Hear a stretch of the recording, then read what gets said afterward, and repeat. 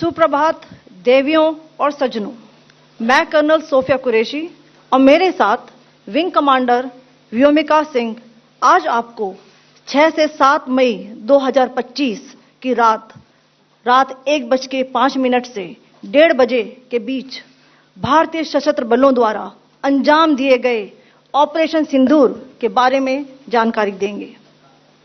Operation सिंदूर 22 अप्रैल को पहलगाम में हुए विभत्स आतंकवादी हमले के शिकार मासूम नागरिकों व उनके परिवारों को न्याय देने के लिए लॉन्च किया गया था।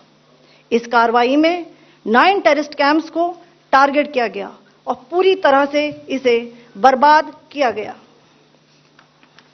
पाकिस्तान में पिछले 3 दशकों से टेरर इंफ्रास्ट्रक्चर का निर्माण हो रहा है। इसमें recruitment, indoctrination centres, training areas व लॉन्च पैड शामिल थे, जो पाकिस्तान और पाक अधिकृत जम्मू कश्मीर POJK दोनों में फैले हैं। Operation Sindoor was launched by Indian Armed Forces to deliver justice to the victims of Pahalgam terror attack and their families. 9 terrorist camps were targeted and successfully destroyed. Over the last 3 decades, Pakistan has systematically built terror infrastructure. It is a complex web of recruitment and indoctrination centers, training areas for initial and refresher courses, and launch pads for handlers. These camps are located both in Pakistan as well as Pakistan-occupied Jammu and Kashmir areas. Some of the well-known training camps are located, as you can see on the screen. They are distributed from Savai Nala in the north, counting to approximately 21, ending at Bhagalpur to the south. इन लक्ष्यों का चयन विश्वसनीय intelligence सूचनाओं के आधार पर हुआ ताकि आतंक गतिविधियों की रीढ़ तोड़ी जा सके, और यह खास ध्यान दिया गया कि निर्दोष नागरिकों और सिविलियन इंस्टॉलेशन को नुकसान न पहुंचे। The selection of these targets for Operation Sindoor was based on credible intelligence inputs and role of these facilities in perpetrating the terror activities. The locations were so selected to avoid damage to civilian infrastructures and loss of any civilian lives. This was done with due diligence, and the camps selected for targeting and their engagement will now be shown to you one by one. POJK के target मैं आपको बताना चाहूंगी। सबसे पहले सवाई नाला camp Muzaffarabad, जो कि POJK के लाइन ऑफ कंट्रोल से 30 किलोमीटर दूर है। यह एक लश्कर तौयबा का ट्रेनिंग सेंटर था। 20 अक्टूबर 2024 सोनमर्ग, 24 अक्टूबर 24 गुलमर्ग, 22 अप्रैल 2025 पहलगाम, इन हमलों के आतंकियों ने यहीं से प्रशिक्षण लिया था। सैयदना बिलाल कैंप मुजफ्फराबाद, यह एक जैश ए मोहम्मद का स्टेजिंग एरिया है। यह हथियार, विस्फोटक और जंगल सर्वाइवल ट्रेनिंग का केंद्र भी था। गुलपुर कैंप कोटली, यह LOC से 30 किलोमीटर दूर था। लश्कर तौयबा का बेस था, जो रजौरी, पुंछ में सक्रिय था। 20 अप्रैल 2023 को पुंछ में और 9 जून 2024 को तीर्थ यात्रियों के बस हमले में यहीं से आतंकी को ट्रेन किया गया था।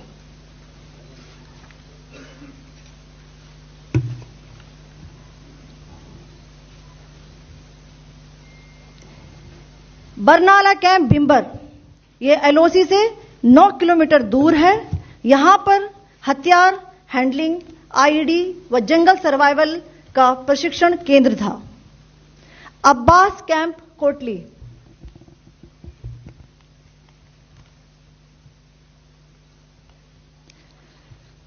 यह LOC से 13 किलोमीटर दूर है।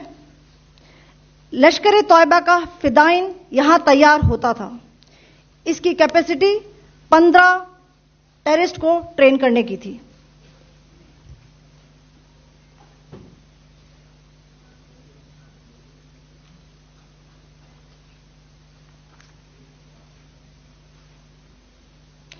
अब मैं पाकिस्तान के अंदर के टारगेट से अवगत कराना चाहूंगी। पहला, सर्जिकल कैंप सियालकोट।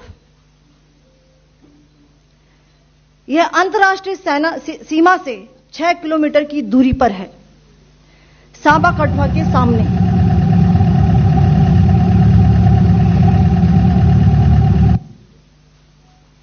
मार्च 2025 में जम्मू एंड कश्मीर पुलिस के 4 जवानों की जो हत्या की गई थी, उन आतंकवादियों को इसी जगह पर ट्रेन किया गया था। दूसरा, महमूना जाया कैंप सियालकोट। यह 18 से 12 किलोमीटर आईबी से दूर था। हिजबुल मुजाहिदीन का बहुत बड़ा कैंप था। यह कठुआ जम्मू क्षेत्र में आतंक फैलाने का नियंत्रण केंद्र था। पठानकोट एयरफोर्स बेस पर किया गया हमला भी इसी कैंप से प्लान और डायरेक्ट किया गया था।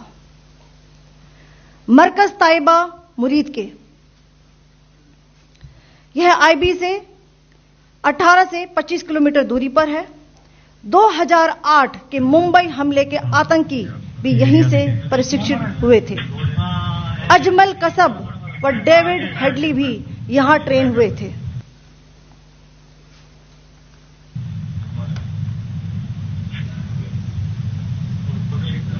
आगे दूसरा आया।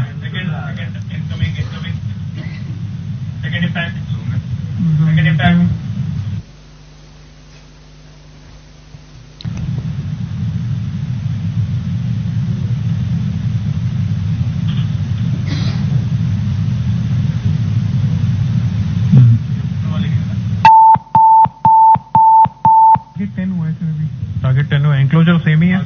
7 it is hit the target. हाँ हाँ।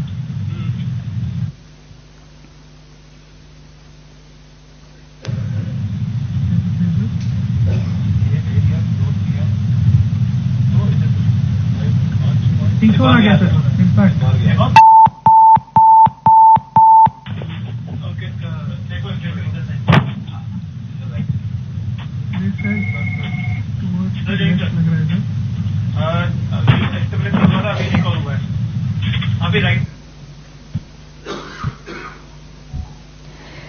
मरकज सुभान अल्लाह भावलपुर, यह इंटरनेशनल बाउंड्री से 100 किलोमीटर दूर है।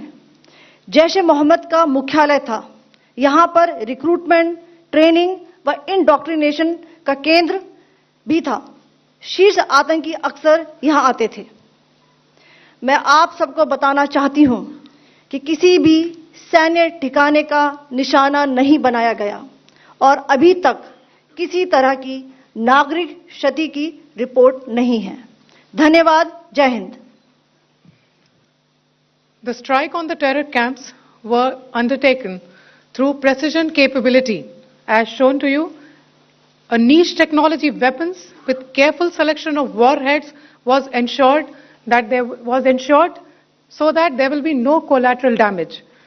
The point of impact in each of the target was a specific building or a group of buildings. All the targets were neutralized with clinical efficiency, and the results reiterate the professionalism of the Indian Armed Forces in the planning and execution of their operations. No military establishments were targeted. India has demonstrated considerable restraint in its response. However, it must be said that the Indian Armed Forces are fully prepared to respond to Pakistani misadventures, if any, that will escalate this situation. Jai Hind, and thank you very much.